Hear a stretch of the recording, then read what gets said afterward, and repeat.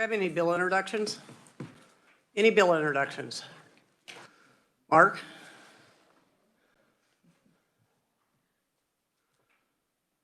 Good morning, Mark. Good morning. Thank you. My name is Mark Skoglund with the Kansas Governmental Ethics Commission. With permission from the committee, we would have our legislative recommendations for introduction, which the RS numbers are 2861, which is the mandatory electronic filing bill, and then 2750 and 2751, which are the two parts of our mega bill cleanup, essentially. They're separated out into Chapter 46 and Chapter 25 issues, so essentially all the lobbying and ethics provisions, and then the campaign finance provisions are separated. I can certainly go through any more detail if anyone would be interested, though it's all the information that was in the annual report. Thank you, Mark. Any questions? Seeing none, all those in favor say aye. Aye. Opposed, no. Motion carries. Thank you, Mark. Thank you. Look forward to taking a look at them. Do we have any other bill introductions? Yes, you may. Please state your name and where you're from. My office is in Galena, Kansas. I'm here Kevin, to... can you tell me your last name again? Cure, C-U-R-E. Thank you. Madam Chairperson and distinguished members of the committee, I'd like to introduce 22 RS 2883. Senator Hildebrand is on the bill. It's an act concerning property taxation related to the judicial tax lien foreclosure sales and providing additional requirements for publication service consistent with case law I found, and expanding the costs that are included in redemption fees. Those are primarily, the redemption fees currently don't allow for outside counsel fees. This would allow the counties to capture those. For service, for instance, you have to check with all county officials, and I haven't seen that done in any of the tax sales. So this is really just providing, moving to statutory form, some of the case law that's interpreted the act. All right, thank you. Any questions for Kevin? Seeing none, all those in favor say aye. Aye. Opposed, no. Motion carries. Thank you. Thank you. It was a Look pleasure. forward to seeing your bill. At this time, I'm going to address Jason Long to answer a question from yesterday or from Tuesday. Jason. Thank you, Madam Chair, members of the committee. There was a question posed during Tuesday's meeting on the number of unzoned counties. Roughly, there are about approximately 60 or so counties that are unzoned in Kansas. And the cost to go to a zoning would be basically the cost to write and adopt resolutions to adopt a zoning and planning compliance. And so it would be those costs of paying the counselor to draft the resolution, and then the cost of publication of notice and holding the hearings to adopt those planning and zoning resolutions. Thank you. Any questions for Jason? All right, seeing none, we'll turn our attention to, yes, Senator Fosco-Doe. Thank you, Madam Chair. Before we move forward, I just wanted to bring attention to the individuals in the audience and on the panel that it's Senator Carolyn McGinn's birthday. Happy birthday. All right, thank you. It's a great day. It's a great day. Always making it every other year, every year you can make it. It's a great day. So we're going to turn our attention to Senate Bill 325. It appears to me that we have approximately 9 individuals. So we are going to try to limit your testimony to 6 to 7 minutes. So do your best to just keep it around that. And if I think you're going a little too long, I will let you know. We're going to go to neutral testimony at this time, and I'm going to try real hard. Aaron Popelka, and you would think after 5 years, I would know it. I need a sounds like interpretation, but welcome to the committee, Aaron. Thank you, Madam Chair. You're actually pretty close. Okay, You I'm just getting better. All right. phonetically sounded out as Popelka, but it's been 10 years. Sorry. Hard to believe. Time flies when you're having fun. But yeah, I'm Aaron Popelka, representing the Kansas Livestock Association. I wanted to come today to present neutral testimony. It's always interesting when someone who's not a member quotes your policy, so I'll first maybe start with that explanation. So our policy that was quoted that was recently adopted in December at our annual convention was that our members had adopted the following. The Kansas Livestock Association supports legislation to protect the private property rights of landowners adjoining but not participating in wind farm developments. Much of that concern, I think, has grown from, you heard some proponents talk about some of the leasing techniques used by these companies, and certainly with wind towers, while you may not have it on your property, it may be someone else's choice to put it on theirs, depending on how close it is or certain externalities that accompany that development. And that's, I think, what our members are concerned about in times where perhaps you didn't lease because you didn't like the price, or maybe you just didn't want a tower on your property. What can often happen, because there are no restrictions on how close these can be to homes, livestock developments, et cetera, they could come up right across the road. And so the discussion around our policy centered on essentially the bill, Senate Bill 279, and the setbacks. Our folks felt like there should be some reasonable setbacks, whether the setbacks in 279 are the right ones or not, some reasonable setbacks so that the externalities that accompany these towers are less affected on the non-participating owners. And so that was what our discussion centered on. The reason we're neutral on this bill in particular is we have other policies that tend to lend itself to property rights and not necessarily liking zoning, as Mr. Long stated. There's many, in fact, a majority of the counties in Kansas that are not zoned. Our producers in those counties like that, and I think the question that comes up here is, it essentially says that the only way wind towers can come in is if it's zoned. So you're essentially pushing these counties, if they want to look at wind developments, to rezone industrial. I think this question came up as well on Tuesday, and it was, well, it says industrial zones. So if we're in a rural county, does that invite heavy manufacturing that may not necessarily be the right fit for some areas? I think another question that came up as we looked at it was on the protest petition.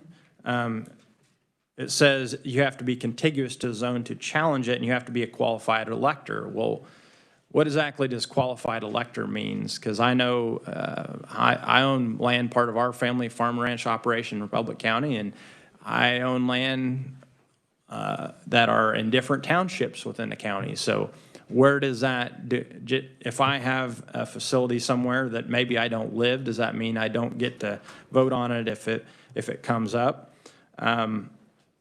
And so I think that's a question. What happens if the wind developer comes up with zoning that sticks within the confines of the property, make sure that zoning area only encompasses the tower and the road? Does that mean that then my neighbors who may adjoin the property but not the industrial zone don't get to vote on it? Finally, the other thing I'd mention on the recording piece, and this is a question I think as we look at it, it says that if it's not filed within 30 days, then they don't get to file it. But it doesn't say what happens if you don't get it filed. Does that void the lease? Does it still function between those parties, but then a successor to the developer, or successor to the owner, could then void it? I think that needs clarified because we don't know what that means. But to wrap up, I think where we're going is we do think this is a good discussion. We do think some protections for the non-participating landowners need to occur. Because at the end of the day, for the wind developers, if they want to take care of this, if you put something in for non-participating landowners, all they have to do is make them participating. So if they want to put a tower close to my house, all they have to do is approach me and get me to sign a lease, and then I'm participating. And then whatever, if you were doing setbacks or something, then it doesn't apply. I think it's to give some leverage to the landowners, because there are some unscrupulous dealings that go on.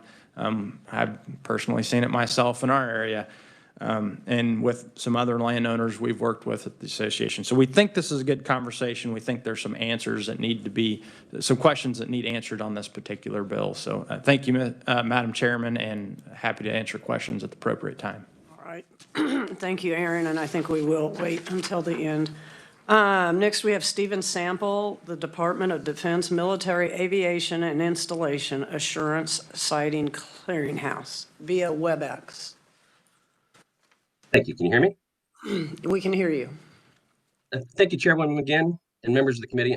As you mentioned, I'm Steve Sample, Executive Director of the Military Aviation and Installation Assurance Siting Clearinghouse. On behalf of DoD, I'd like to thank the Kansas Senate Committee on Local Government for the opportunity to provide comments on Senate Bill 325, as well as your efforts to ensure that national defense mission is considered in energy siting decisions. As the committee knows, DoD has a significant presence within Kansas. My written submitted comments are probably closer to about 8 minutes. So they have a little bit more detail, but I'll be able to shorten that a bit here. The mission of the clearinghouse is to protect DoD's military readiness and operational capabilities from incompatible energy development. The clearinghouse does this by collaborating with DoD components and external stakeholders to prevent, minimize, or mitigate adverse impacts on military training, testing, and operations. Congress established the clearinghouse in 2011 and subsequently modified and codified the requirements in Title 10 of U.S. Code, which addresses the armed forces. This law gives DoD a voice within the federal aviation obstruction, evaluation, airport, and airspace analysis, otherwise known as OEAAA program, and sets clear guidelines for DoD's interactions with the public on energy proposals. Under this statute, DoD may only object to development of energy projects when unacceptable risks to national security cannot be feasibly or affordably mitigated. It is important to note that these objections are advisory only and are not binding on the FAA, the project proponent, or permitting authorities at the state and local level. Among energy projects, wind turbines often pose the greatest impact to military testing, training, and operations due to their height and the effect they can have on a wide variety of radar systems. DoD works with industry and other federal departments to develop and employ a variety of solutions to these compatibility challenges. The two most common issues are first, flight obstruction from the wind turbines in low-level military training routes and airspace, and secondly, interference with DoD-owned radar. Wind turbines are typically 500 to 600 feet in height and will soon be taller. As their height increases, the most effective solution for flight obstruction is to alter the location of the proposed turbines.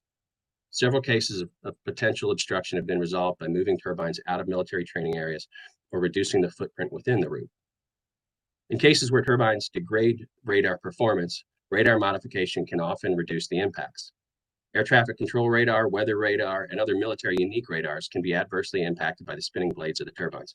In many cases, DoD can use developer funds to mitigate the effects of the turbines through software improvements. When the clearinghouse assesses that a proposed wind project, it assesses a proposed wind project, Title 10 requires the clearinghouse to first assess whether the project will cause an adverse impact on military readiness and operations.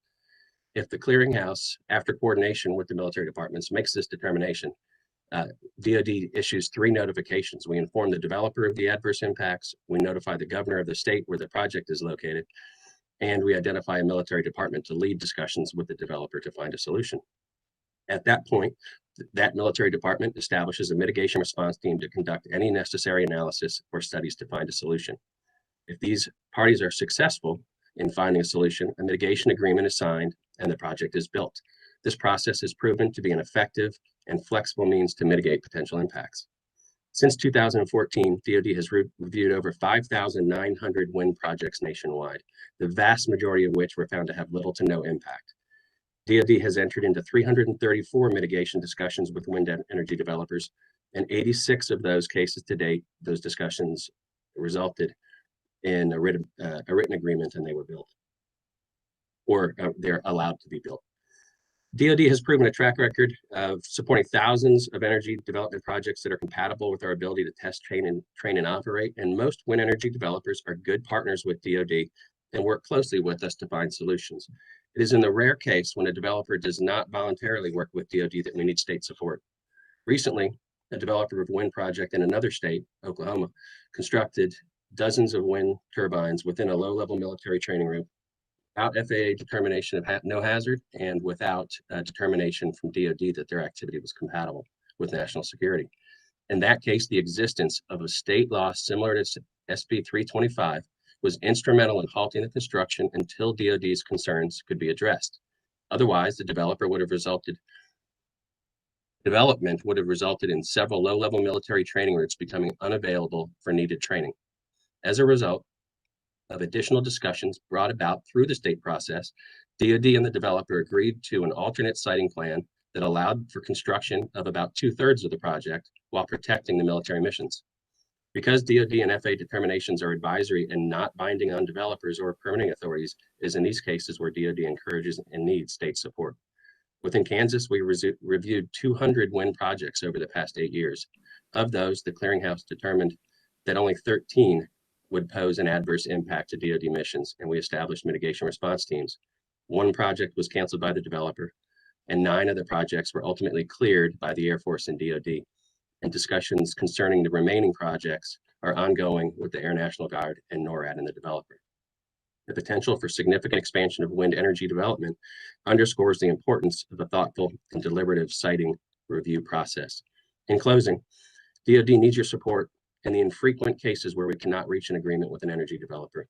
DoD has the ability to object through the FAA's process, but this objection does not prohibit construction.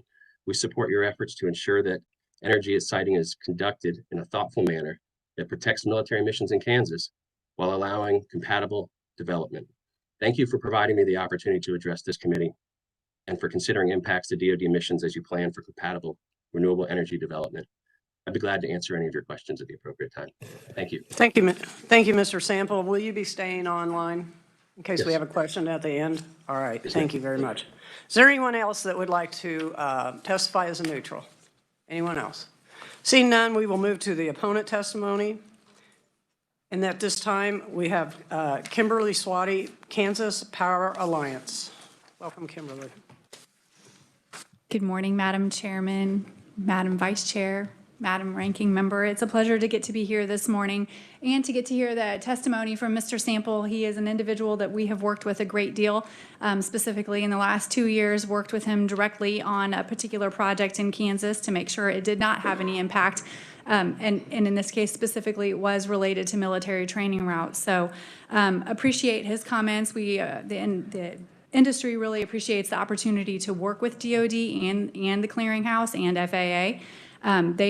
As you can hear, they did have the opportunity to review 200 projects in Kansas, and they determined that 13 had adverse impacts. 9 of those through mitigation were able to be cleared, and 1 project did not move forward. So we do stand in support of that, very strong support of the DoD and FAA clearinghouse and that solid partnership that has been in existence for more than a decade. So we appreciate that. I'm still not certain that the DoD actually would endorse a patchwork of state legislation, however, and so I think that that's probably a policy that the DoD and FAA are considering, just because of the general preference for one standard federal restriction and guideline. But again, we are here on behalf of the Advanced Power Alliance, and we are the association of renewable energy developers, manufacturers, corporate purchasers, engineering firms, financial institutions, and investors engaged in the renewable energy space.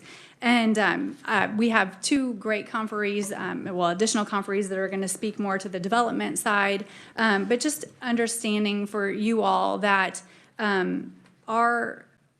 our energy, Kansas has been an energy state since our earliest days, and the backbone of our state's economy has largely been based on energy and, of course, agriculture and the combination of those 2 working together. So renewable energy is really just another chapter in that long storied history. Our state, we have to understand that we have more than 140 years worth of case law that has determined how renewable energy developers operate in the state of Kansas. And that case law is largely based upon the development of the oil and gas industry and other forms of energy extraction from our state. And that serves, again, as the basis for how the renewable energy industry operates today. Today, there are more than 40 wind farms operating in 30 Kansas counties, both zoned and unzoned alike, and I can assure you that there is no preference between zoned or unzoned. There is no targeting between zoned or unzoned.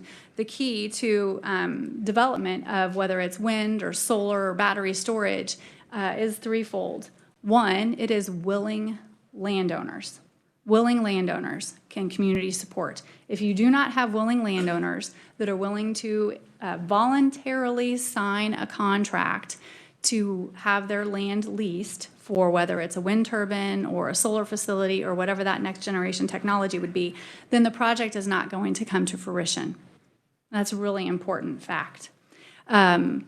Secondly, we have to have a great resource, whether that's wind or solar or whatever that next generation technology would be, such as the case of storage. And then the third component is access to transmission. So if you don't have one of those three things, a project is not going to move forward.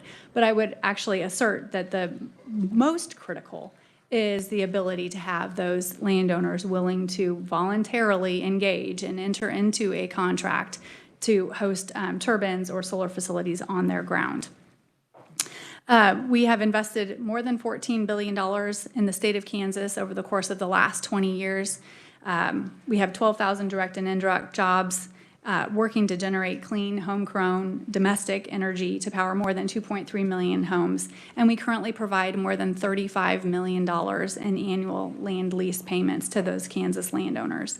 So one of the things I think is really important for everyone to understand, and it's something that the industry has worked really hard to do, is that we're not an industry that works in secret.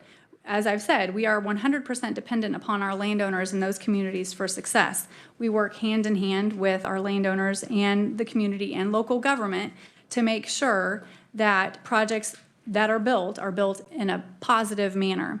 So to imply that there are no restrictions on renewable energy is a bit of a stretch. We do have siting guidelines in the state of Kansas that have been in place since 2005, and those were worked on over a period longer than 18 months by the then Kansas Energy Council. And they have served as a baseline template for setbacks, sound, noise, setbacks related to participating and non-participating landowners that, again, have been the baseline. And the industry, as it has evolved, has continued to evolve and make those guidelines even more robust to ensure that that landowners, both participating and non-participating, to the best extent possible, feel comfortable with a project and their placement. Of course, if you're a non-participating landowner, there's probably only so comfortable the industry can get you, a developer can get you, because you've chosen to not enter into a contract. And that is 100% your right as a landowner to do. I am a landowner and on our farm, and we have entered into a contract for a lease for an energy source. We have bought ground where there was a contract for an energy source, and we have been offered the opportunity to develop and enter into a lease on a piece of our ground. And on that particular piece of ground, did not move forward with that lease agreement. That was all our choice. And so I think that that's really important to understand that component. There was Kimberly, you have about a minute left. Perfect. Not under any duress. Just our own capability. So also I've included some information for you all about valuation, and we will talk more about permitting. But I think that it's really important that this bill, you all understand that this bill erodes the ability of local government to make the decisions that they feel are in best interest of their communities. And it really impedes upon the rights of private property owners to do as they best see fit. And it undoes the good work of a lot of the counties, such as Reno County or Barton County, that have already moved forward with their own either moratorium or citing guidelines and restrictions. So we are happy to answer any additional questions, look forward to the opportunity, and we are here and around. So thank you. Thank you, Kimberly. Appreciate your information. Rory Peterson, EDP Renewables North America. Welcome to the committee. Thank you. Good morning. Good morning, Madam Chair, Madam Vice Chair, Madam Ranking Member, members of the committee. Appreciate your time this morning and appreciate the opportunity to speak in opposition of Senate Bill 325. My name is Rourke, excuse me, my name is Rourke Peterson. I'm the Director of Development in the Central Region for EDP Renewables North America. We are a large developer, owner, and operator of renewable energy generation. We are the 4th largest owner-operator of wind in the U.S. That includes a significant investment here in Kansas. We have 3 wind farms. One is the 201 megawatt Meridian Way Wind Farm in Cloud County, south of Concordia, that we built in 2008. Another is the 199 megawatt Waverly Wind Farm in Coffee County in East Central Kansas. And our most recent wind farm that we built about 3 years ago is our 199 megawatt Prairie Queen Wind Farm in Allen County in Southeast Kansas. I'm based in our office in Overland Park. I live in Shawnee. I've lived in Kansas my entire life, and so it's been great to do a lot of work in Kansas and throughout the central U.S. In bringing renewable energy development to many rural parts of the country. In my written testimony, I speak to several issues we see with Senate Bill 325 and why they're problematic. I wanted to talk a little more specifically about the development process and how we approach development and how many of our colleagues and competitors in the industry approach development. When we identify an opportunity for a new project, that's largely driven by market, where our customers, whether it be utilities or large corporate customers, want to see new generation. And initially, we look at the transmission system, where there's capacity, where we can access the grid with capacity, land use, environmental considerations, et cetera. And we ultimately will draw a polygon, some form of box, and identify the landowners within that box. For a wind farm of this typical size, that's usually 10,000 to 20,000 acres. That's a lot of landowners in most cases, dozens if not hundreds, and often hundreds of parcels. So what we typically do first is we get all the landowners in a room together, whether it be a school, a community center, a church, and talk through the project that's being proposed. We go through the detail involved in what the project would entail. We often go through the lease itself and talk about the terms of the lease, the payments, the key provisions of the lease, so that everyone's on the same page regarding the nature of the document, regarding the nature of the project, and how the process will go.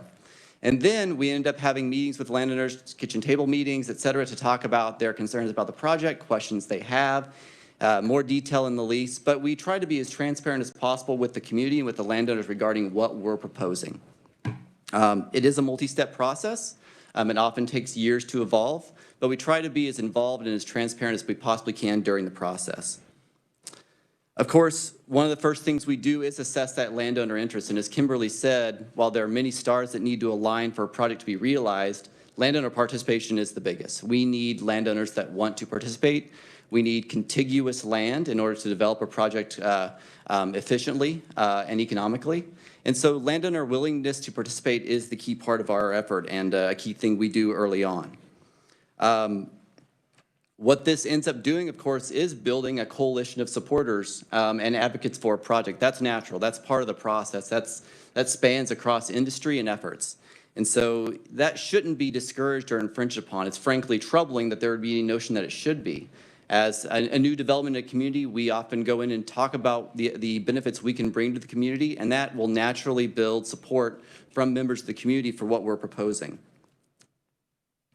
I did want to speak to confidentiality provisions because those have been brought up multiple times, and frankly, I think it's unfair to refer those confidentiality provisions as gag orders. Yes, leases typically include some form of a confidentiality provision. That's typical in terms of contracts between a private party and another party. But in reality, functionally, we expect and appreciate that landowners are going to talk about the lease. They're going to talk with their neighbors. Many times their neighbors are family members. Many times the landowners within a project are using the same local attorney to review and negotiate the lease. That's common. It happens all the time, and we expect that. What we frankly don't want to see happen is we view our lease as our competitors view their leases as assets, as well-developed assets that have taken years to develop, that we believe give us a competitive advantage. We don't want that lease shared with a competitor because we view it as intellectual property. We want to try to prevent that as much as possible. So I'll reiterate another thing Kimberly mentioned as well. We don't target unzoned counties over zoned counties. This is not happening. 2 of our 3 wind farms are in zoned counties. And so when we started developing the project, we worked with the county. In the case of Coffee County, we worked with the county engineer, the Planning and Zoning Commission, and ultimately the county commissioners to first, they established zoning and siting criteria for wind farms, and that was a very public process. And then we went through the process of permitting the project through the Planning and Zoning Board and the County Commission, which were both very public processes. Same thing in Allen County, very similar process. Siting criteria were put in place, setbacks, restrictions. The process was established in a very public process, and then the project itself was permitted and approved through 2 very public processes as well. But in unzoned counties, really it's not too different. Yes, there's not a formal permitting process, but we're working with the county commissioners, with the road superintendents, with the public works directors to negotiate road use agreements for public road use, driveway permits, right-of-way crossing permits, and then as renewable energy enjoys the same 10-year property tax exemption as all forms of electricity generation do, we have voluntarily entered into gift or payment in lieu of tax agreements with those counties and the county commissioners and the county attorneys. Those are a very public process as well. So there's a lot of room and opportunity for public engagement and public participation and knowledge in the process of the evaluation and effort of any renewable energy project. Mr. Peterson, you have about a minute. Thank you. And again, with respect to the recording of documents, it's something that we deem important as well. We want to record our land agreements as soon as we possibly can because it demonstrates our presence in the public record, which is critical to establishing our presence as a property right in the chain of title. Frankly, in zone counties, we need our land agreements to be recorded so we can file for permits. It's an obligation that we have in order to act on behalf of the landowner. And so it's something we need in order to even advance our project through a permitting process. I second what Kimberly said about the DOD. We've certainly worked with the clearinghouse a lot, including Mr. Sample, on numerous projects, not so much in Kansas, but in other states, and have a history of supporting those mitigation efforts, including funding those mitigation efforts on multiple projects with the DOD. So thank you very much. Thank you for being here. Next, we have Alan Anderson, Sinelli. Been a while since I've seen that. Yeah, Sinelli, there we go. There we go. Said it Close. well. Welcome to the committee. Thank you, and happy birthday. Thank you. Chairwoman McGinn, Vice Chair, Ranking Member, and committee members, my name's Alan Anderson. I am the Vice Chair of the Energy Practice Group at the Sinelli Law Firm. The Sinelli Law Firm's roughly 1,000 lawyers across the country, and our Energy Practice Group similarly works across the country in a number of different states and a number of different places. I also am adjunct professor of law at the University of Kansas Law School, and I teach renewable energy law, practice, and policy. And the gift I've been given is this bill because it is ripe with a lot of material to work with. So I'll try to get into a lot of the details of this bill specifically today. So the first part is we have to be honest about what this bill is. It is not an attempt at transparency, or as this one's titled, the appropriate zoning. It is not that. What the impact of this bill would be to do, and I'll get into the details, it would take away the ability of landowners to contract for their land. It would take away land use control from the local community that has been part of our system of land use for essentially a century. It would force counties to be zoned, and anyone who knows the rural counties that are unzoned, that is a choice. That is not by accident that they're unzoned, and that's how they would like it to be. And I'll get into further detail on that. But moreover, and we heard a little bit about the cost, that's only the start of the cost. It would be an unfunded mandate upon these unzoned counties if they choose to zone. It is not inexpensive, and it's not easy, and you have to administer it. And the reason it's not easy and inexpensive is because when we zone, we take people's property rights away. When we take people's property rights away, both the United States and Kansas Constitution demand that we give due process to that. So if someone tells you you can do zoning and it's super easy, super cheap, and super fast, you should not listen to them. They're not respecting property rights, and they're not respecting the process required. Beyond that, then, of course, by taking these property rights away, that is an attack upon free market capitalism.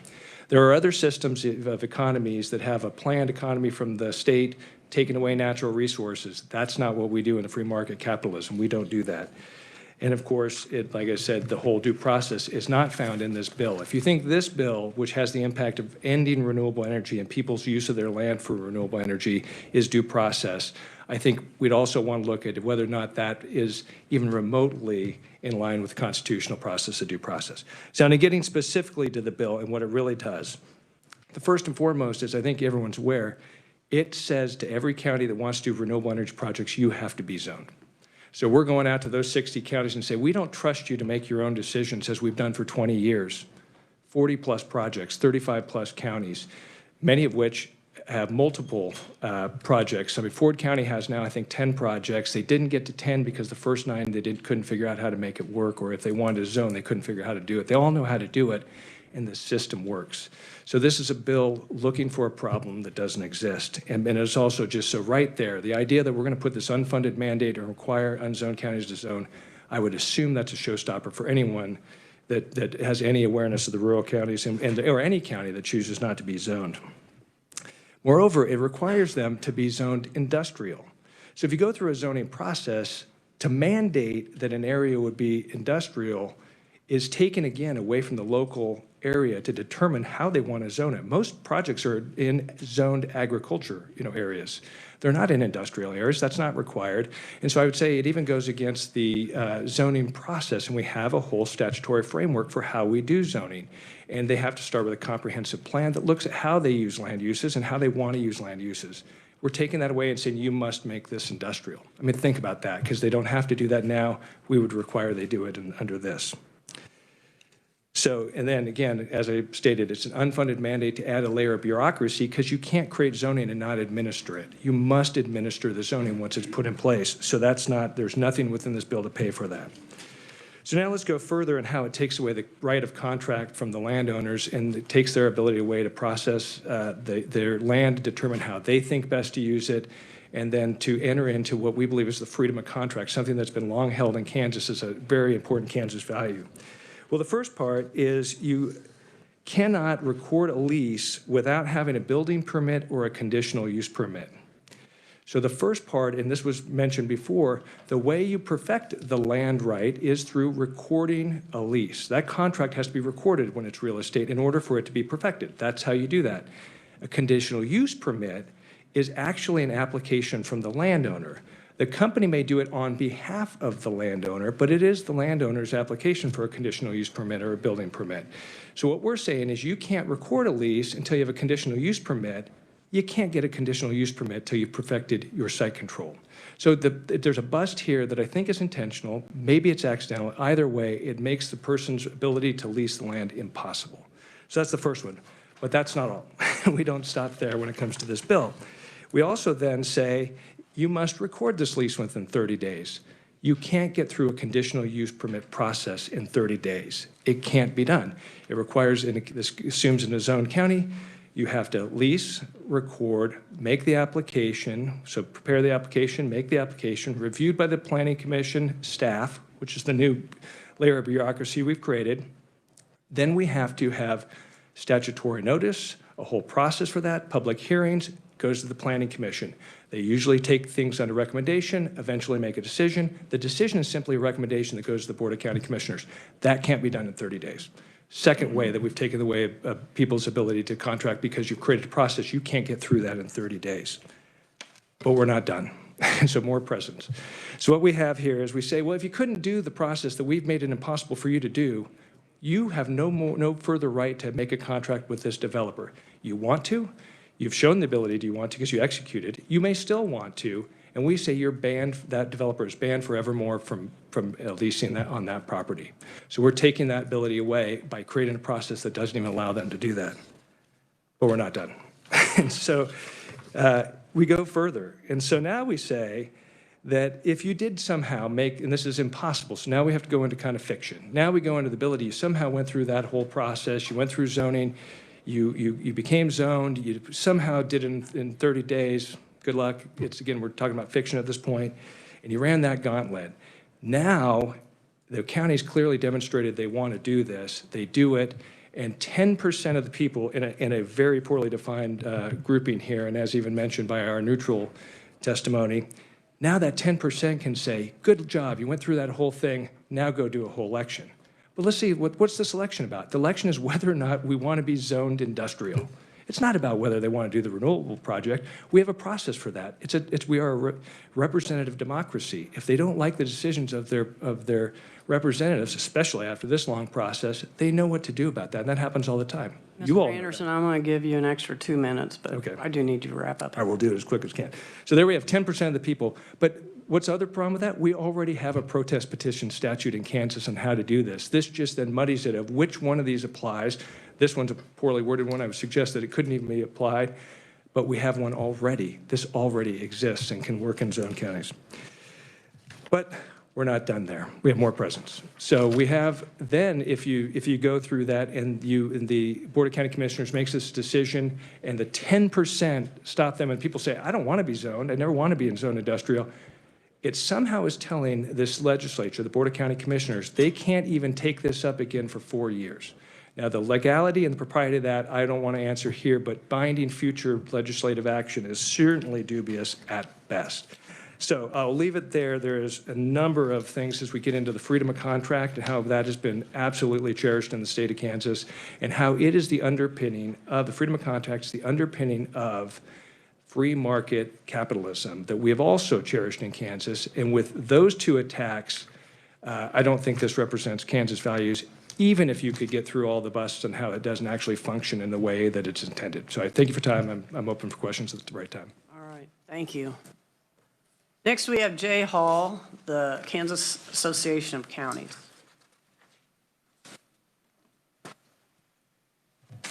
Thank you, Chairwoman McGinn and members of the committee.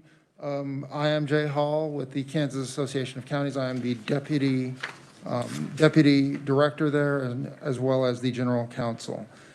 Before I get into this, I did send some supplemental information this morning about zoned counties. I don't know that you have that in front of you yet, but that deals with zoned counties, and I have also highlighted which counties in Kansas are zoned, as well as a list of zoned counties that actually have wind projects in there, and that should be an accurate representation. There are actually 55 counties that are zoned.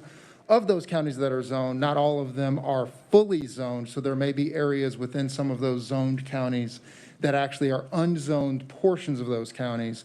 So I did want to make that clarification before I got into some of my testimony. I want to talk about 5 things today about why the KAC opposes this particular bill. The first is that this is an attack on local control. It is important for KAC that we protect our membership's ability to make those decisions locally. Zoning is perhaps one of the most important decisions that localities make, because that really does define how your county comes together, is through that process of zoning. And so those zoning decisions really do need to be made locally, and that's very important, not only to us, but also to our membership. I would also note that the decision to not have zoning in a county is very much a clear choice. And counties that have chosen not to be zoned have chosen that simply because their citizens do not want to be zoned. They don't want to have those types of land use restrictions in their counties that come with zoning. And that is a choice that they have actively made, and that's something that should be respected, because those individuals chose in their county to not have those types of restrictions, and that's something that should be respected. This bill also creates problems with personal property rights, because we are now making decisions about how property can be used based on some of the language in this bill. One of the things that this creates, and I've got Rick Pifo here from Harvey County that can answer questions about the elections that we're going to get into. This allows 10% of qualified electors that are contiguous to those parcels to contest that rezoning effort, as it was mentioned by the previous speaker. That's problematic for a couple of reasons, one of which is if those contiguous parcels are actually owned by people that do not live in that particular county, it's unclear how that process would work. It also creates a situation where, and just to give you a little bit of my background, I actually got my start working for the Shawnee County Counselor's Office as a law clerk, and one of my responsibilities was resolving zoning disputes. I can tell you that about half of what I did was actually not dealing with zoning, but dealing with neighbors that weren't getting along. That was about half of what I actually ended up doing. And because of that, I can tell you, you are setting the stage for placing the county in the middle of not a zoning dispute, but rather a neighbor versus neighbor. This neighbor upset me because their dog ran into my field 2 years ago, and I'm going to get back at them because now they've signed a lease, and I don't like them, so I'm going to sick the county on them now. That's what we're creating with this type of legislation.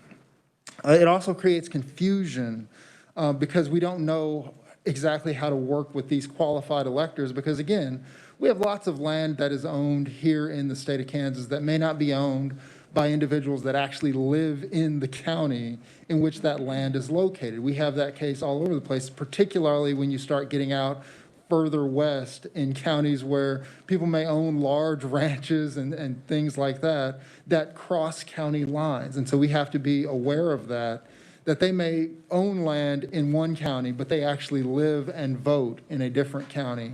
And this would create all sorts of problems for our county election officials when they're trying to determine who is a qualified elector and who is qualified to vote on these particular matters dealing with these types of zoning issues.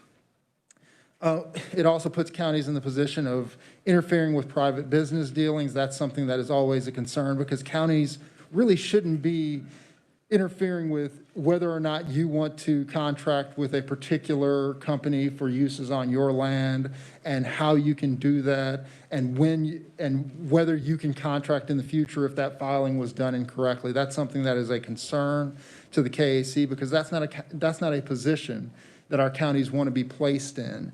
And then finally, it creates confusion for those unzoned counties. As I mentioned, not having zoning in your county is actually a choice as well. Those counties that are unzoned are not zoned because they didn't hear about zoning. They are unzoned because they don't want to have zoning in their counties. And that is a choice that should be respected in the same way that counties that have chosen to be zoned have made an active choice that they want to be zoned. And that decision should also be respected. I'll close with the final point of by creating an industrial zoning in this bill requirement for these wind and solar projects, you eliminate the ability to have a conditional use permit, and that permitting process actually allows the county to protect the residents that are along those, that are in those areas by getting things like road repairs as the equipment is brought in and out, because those things are negotiated in the conditional use permit. And if we just have a zoning change, you may not have the ability to negotiate those conditional uses that go along with what we now have as a part of the process that benefits all of the residents by making sure that we have the appropriate processes in place through the conditional use permit. It's also notable that it gives the county an ability to, if a project is not following those conditions, to revoke their conditional use permit and not allow the project to move forward. So we already have that in place as a protection for not only the landowners that have participated, but also those that did not participate. And I would be happy to stand for questions at the appropriate time. All right, thank you. Mr. Pifo, did you want 1 to 2 minutes to discuss about this qualified elector? Seriously, 1 to 2 minutes. Thank you. I'll make it really short because our real concern is on the election component. I'm sorry, my name is Rick Pifo. I'm the Harvey County Clerk and Election Officer. The election component of this is concerning the fact that it's 10% of the qualified electors. Once again, there's that question of who's a qualified elector. Normally that means that you're able to be registered. You don't necessarily have to be registered. But it could mean, like in drainage districts, just that if you're a property owner, you get to vote. That's hard to make a poll book to say who gets to vote. But we have, in Harvey County, we have a solar farm. I mean, it's one thing for a wind farm when we have hundreds of properties, hundreds of affected properties. We have a solar farm that was built with a conditional use permit, went through all the processes, but And of course, the landowner wouldn't have objected, but there's only 7 adjoining properties to that. So 10% of the affected property owners is only one person has to file a petition. Okay, so now I have to verify that petition of the 10% of the voters, and it's not voters, so it's hard to verify. Now I have to verify all their land ownership to determine if they're qualified. And then it's not clear in there, okay, if there is this petition filed and we have to call an election and put it on the primary or the general, but it also then says follow bond law, which doesn't necessarily say it goes on the primary or the general. Then who gets to vote? Is it only those 8 people that are affected, or is it the entire county? So that would be my questions. All right, thank you, and thank you for being here today. Thank you for letting me speak. Yes. Committee, we probably only have about 3 minutes. If there's a burning question, I'll allow it. I have Senator Haley, so keep the question. It's just thank you, Madam Chair, for illustrative purposes. Mr. Hall referenced that there was some supplemental information. I didn't know if that has been provided. Do you know where that is, Noah? Yeah, I just got 5 minutes. Okay, so we'll deliver it to your office. All right, any other questions? Senator Francisco. Thank you, Madam Chair. I'm wondering if the representative of the Department of Defense could provide us with the citing of the law that was mentioned in his testimony. He said the existence of a state law similar to SB 325, and if we could get that bill citing. Mr. Sample, did you hear that request? I did. Thank you very much. I'd be more than happy to provide that citation, but there's actually more than one. I was referring to one in Oklahoma, but there's more than one. There's a few ways to do this, and I'd be happy to provide a few examples for you. All right, send it to my office and we'll have it distributed. Senator Straub. Thank you, Madam Chair. This might be a question for research. Of the existing wind farms in Kansas, how many of them are located in counties that had zoning prior to the wind farm coming in? And also, how is that land zoned? Is it zoned agriculture or is it zoned industrial commercial? Just some information that I'm curious to know. I have a background in county government and have sat and visited with people who were interested in putting a wind farm in Barton County in particular. So I'm vaguely familiar with some of the things related, and I just have a lot of questions about what has happened in history and why these wind farms have chosen the locations that they did.